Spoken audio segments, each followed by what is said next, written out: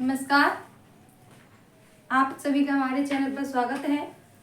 जैसा कि हम जानते हैं क्लासें लगातार कर रहे हैं, तो आज क्लास कितनी है? 25। और 25वीं जो क्लास है उसमें जो कहानी ली गई है वो है एक टोकरी भर मिट्टी। ये कहानी लिखी किसने है?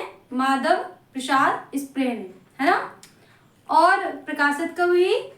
1900, कहीं कहीं 1901 मिलता है और कहीं कहीं 1900 मिलता है। तो लेकिन प्रमुखता हम किसे देंगे?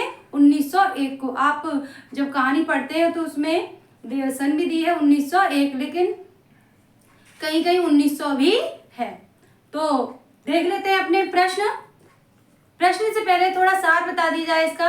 इस कहानी में प्रमुखतः जो पात्र हैं वो 4 हैं, जिनमें से एक विधवा बुढ़िया है, उसकी पोती है, वकील है और जमींदार है।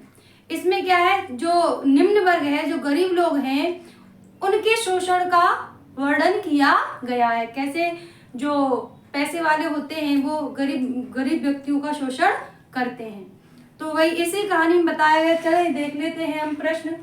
क्या है प्रश्न पहला कि एक टोकरी भर मिट्टी कहानी का प्रकाशन वर्ष है। क्या है? एक टोकरी भर मिट्टी का जो प्रकाशन वर्ष है वो क्या है? हमने बताया था अभी, कितनी है? 1901। कहीं कहीं क्या है? 1900 भी होती है, लेकिन मान्यता किसको देंगे? 1901 को, है ना। अगला प्रश्न क्या है? इस कहानी में मुख्यतः कितने पात्र हैं? इस कहानी में मुख्यतः कितने पात्र हैं? तो इस कहानी में मुख्यतः 4 पात्र हैं।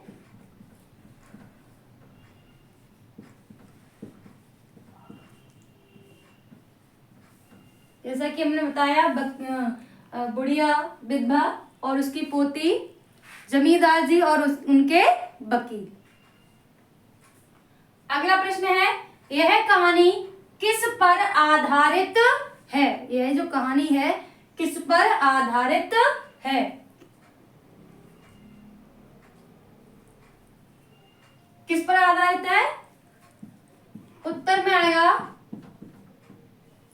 वर्ग भेद पर आधारित है। क्या? क्योंकि इसमें क्या है, पूर्णतः किस पर वर्णन है? जो गरीब व्यक्ति हैं उनका शोषण यहाँ पर किया गया है, यानी वर्ग भेद भी दिखाया गया इसमें। अगली कहानी, अगला प्रश्न क्या है कि यह कहानी जुड़ी हुई है। यह कहानी जुड़ी हुई है। किससे जुड़ी हुई है?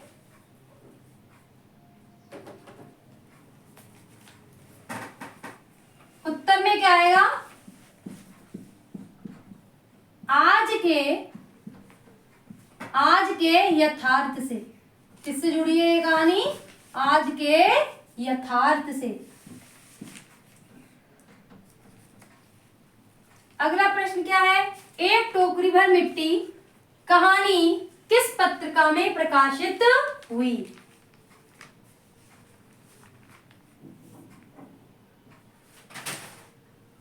किस पत्रिका में प्रकाशित हुई है?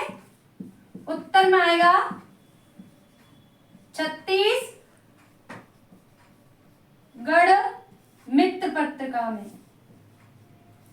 कौन सी पत्रिका में? छत्तीसगढ़ मित्र पत्रिका में। अगला प्रश्न है, इस कहानी में विधवा की जो पोती है उसकी उम्र कितनी थी? इस कहानी में जो विधवा थी, उसकी पोती थी, उसकी उम्र बताइए कितनी थी?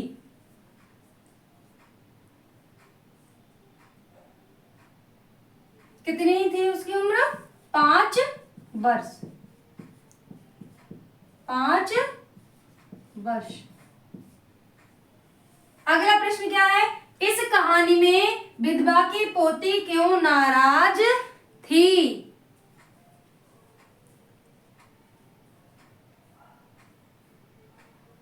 क्यों नाराज थी? क्योंकि उसको झोपड़ी से निकाल दिया गया।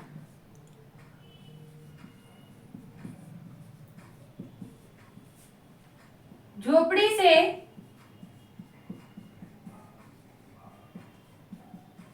की वजह से। झोपड़ी से निकालने की वजह से जो विधवा की पोती थी वो नाराज थी। अगला प्रश्न क्या है? कहानी के अंत में जमींदार ने विधवा स्त्री को क्या कहा?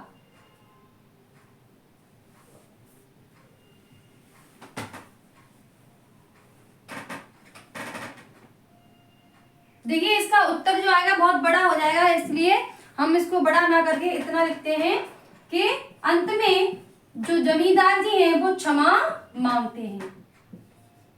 क्या करते हैं? क्षमा मांगते हैं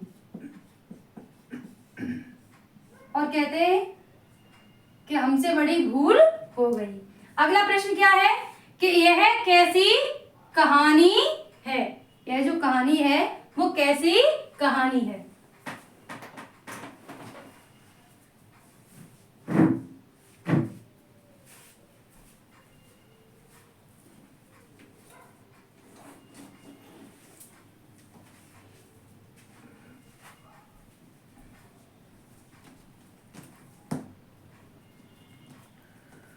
कैसी कहानी है ये?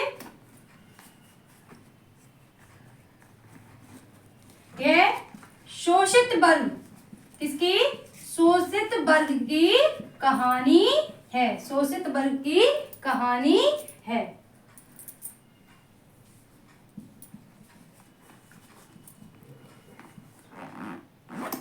अगला प्रश्न क्या है? इस कहानी को किसने पहली कहानी माना? यानी हिंदी की पहली कहानी किसने माना?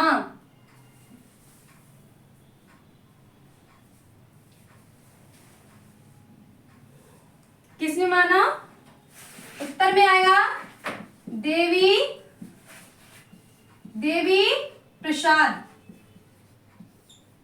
देवी प्रसाद ने इस कहानी को हिंदी की पहली कहानी माना। अगला प्रश्न है, विधवा स्त्री झोपड़ी से मिट्टी क्यों क्या है? पुनः पढ़ते हैं। विधवा स्त्री झोपड़ी से मिट्टी से क्या बनाना चाहती थी? यानी कि वो मिट्टी लेने आई थी, तो क्यों लेने आई थी?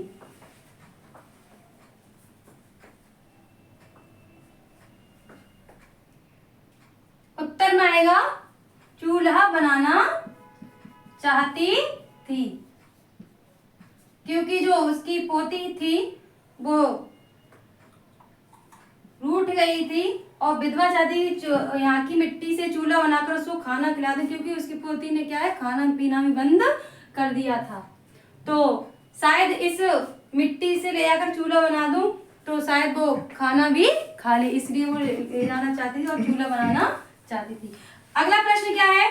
जब यह झोपड़ी जब से क्या है? जब से यह झोपड़ी छूटी है तब से मेरी पोती ने खाना पीना बंद कर दिया है। क्या है?